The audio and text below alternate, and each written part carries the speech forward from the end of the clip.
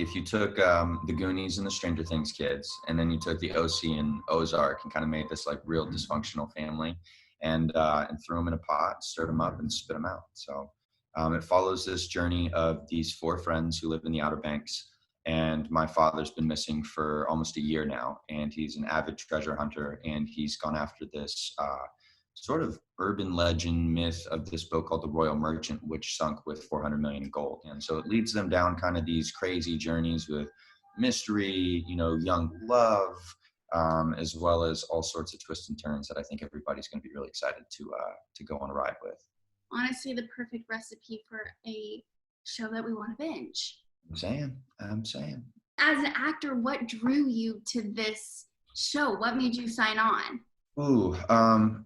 Originally I thought it was a Goonies reboot. So I immediately was like, no, I can't. I'm not going to touch a piece of cinematic history. Like I know sometimes we do these reboots and we take films and turn them into TV, and I didn't see any of the materials besides just the breakdown. And as an actor, they send you an email and it says, this is the character, this is the breakdown of the story, this is kind of what the character's like, and whatever have you. And it literally just said 4 friends on a treasure hunt, and the character's name was John B. And so I was like, okay, that's probably a pseudo name, and this is just, a secret project, and they're trying to keep it under wraps. So I passed, and that was in February. And then fast forward to April, one of the casting directors had reached out to my agent and said, hey, you should really read for this. It's not the Goonies. I'll send you the first episode. He should read it and then get back to me and let me know. So I read it, and I was like, oh my gosh. Okay. All right.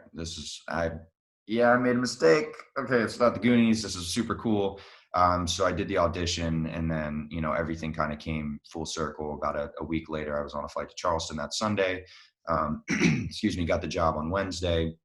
And then I never came back to LA. I didn't come back to LA till late October of that year. So was gone the entire time. I left with a suitcase with 2 pairs of pants, a couple t-shirts, and that was it. So I lucked out because we had such a great costume department. So they basically put clothes on my back and helped me kind of strive and survive for the first couple of weeks. But it was amazing. I mean, it was a really cool experience, and to kind of, assume one thing and then get the materials later and then figure out it's not at all what you're assuming.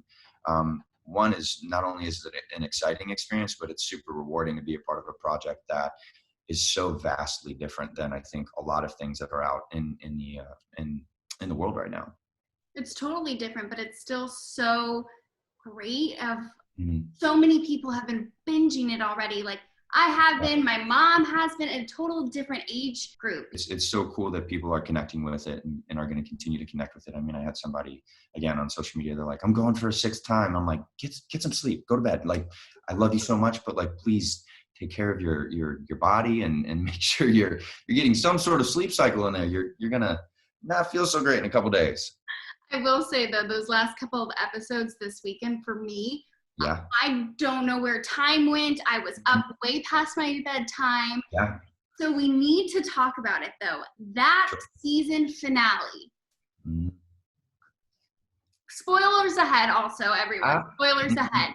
Wow. Did you see that coming? I mean, no.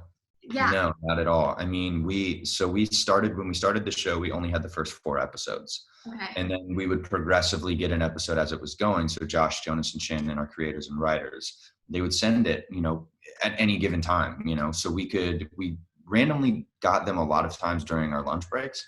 So we would be getting lunch, and could have been, because in the industry, lunch is, maybe at 3:00 in the afternoon, or it could be 3:00 in the morning. You never know based on your schedule. So you get the script and everybody's like, oh my God, okay, we're going to our trailer. So we'd all sit in one trailer, and people obviously reading at different speeds. Somebody would figure out one thing and what have you. And I remember when we got the finale, we were like, how is this going to work? Like, how are we actually going to pull this off? And then watching it, it was just so awesome to kind of see it come to life, because there's so many people involved in that sequence, and there's so many minor details that needed to come to life in order to make that believable. And, for people to watch that and be on the edge of their seats in the ways that, obviously you said you were, and based on, the reaction around the world is really rewarding, because we're strapped into this boat, and, fans all over the place, and water cannons, and just, these crazy, crazy things happening. And obviously trying to act in between all that was a journey, but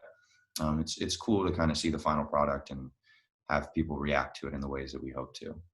because it really opens a lot of doors for season 2. Yeah. I have no idea where that's going. We're all kind of floating in the same boat. I mean, for lack of better terms, but it's so exciting because now obviously if we do get the nod for the second season, which we're hoping on, which I'm sure you will. Fingers crossed. But you know, there's so many loose ends that need to be tied up, right? So whether it's with you know, the Cameron family or where John B and Sarah are going to go. I mean, there's so many personal questions that I have that I want answered. And so I'm just super excited. I mean, I've been, blowing Jonas and Josh and Shannon up, just like, so what's going on? Like, when are we going to get some content on our hands? So have they told you anything? Have they teased anything to you? A couple things. Things. You gotta tell us just a little bit.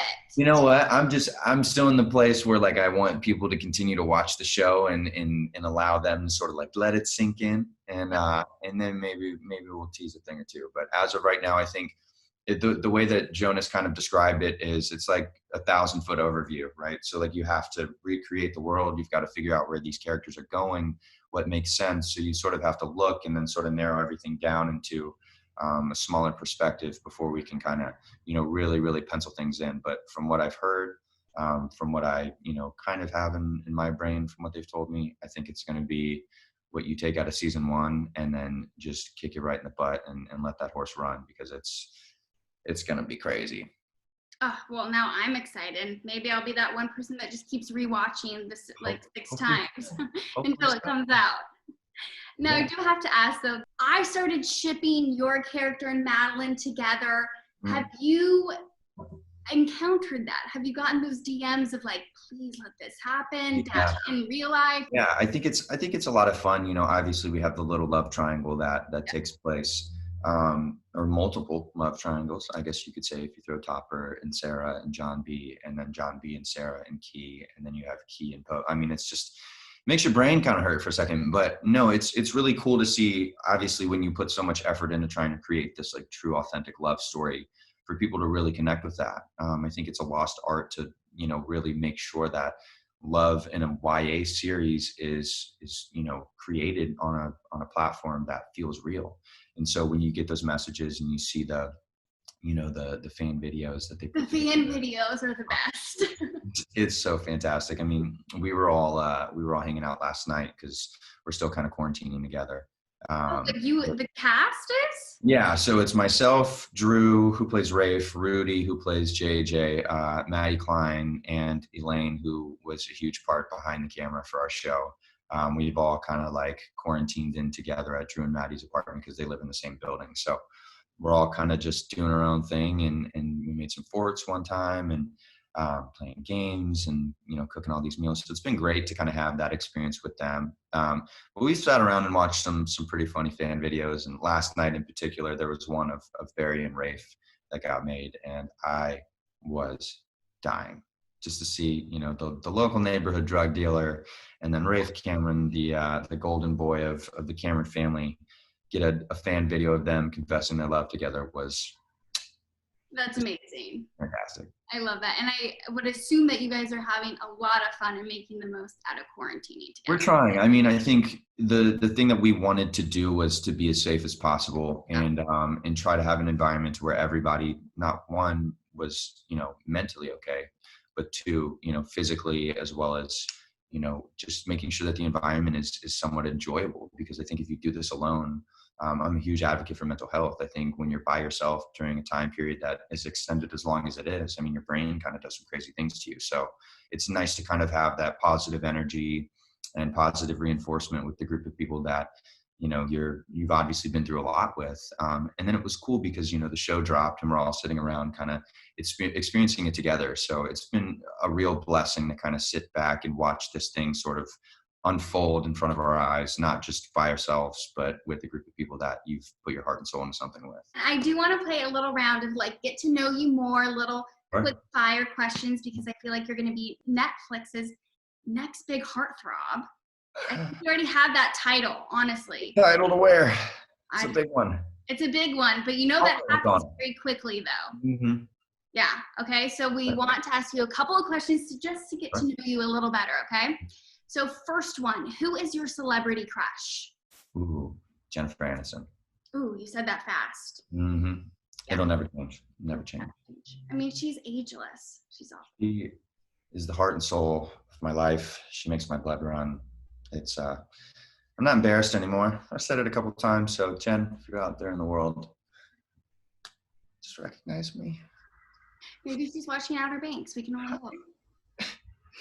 I would love. Oh my God, if she watched the show, I would probably faint, but it's okay. I'll take it. Well, she does watch The Bachelor, which you said earlier that you liked. So Guilty pleasure. It's a connection, and she's on Instagram now. So there's a world. There's a world where Jen and I could just communicate. yeah. I'm just gonna send her a hello and hope she has a great day, and that's all a man can do. Yep.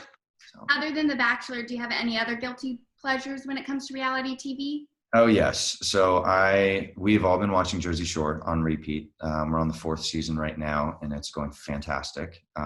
Such a great binge. I just watched Love Is Blind recently, and that blew my mind. What a crazy project! Like just mentally to put yourself in those positions, those people are insane, and God bless them for doing it. But it was a thrill. What is the first place you're going to go to after quarantine? Where are you going to go? Ooh, I'm going to go home. So my family all lives in Orlando, Florida, and I haven't been home since the holidays. I was going to go home, before the show dropped and kind of get some time to, hang out with my mom and my stepdad and my siblings. I'm the oldest of 7, so a lot going on there. So I'm a little bit homesick right now. I think the quarantine is definitely making it a little bit crazy, but FaceTime helps. So yeah, I'm definitely going to go back to Florida and go see the family. Last question, just because we got to know, what do you look for in a potential partner? Ooh, I think that's a great question. I am very much focused on like the intellectual mental space before anything physically intimate happens. So somebody's really got to just understand that the conversation and the connection internally has to be there before anything of the physical realm starts to take place. So somebody who's got a huge heart, beautiful soul, and somebody that wants to just sit down and talk versus the whole physical stuff happens. So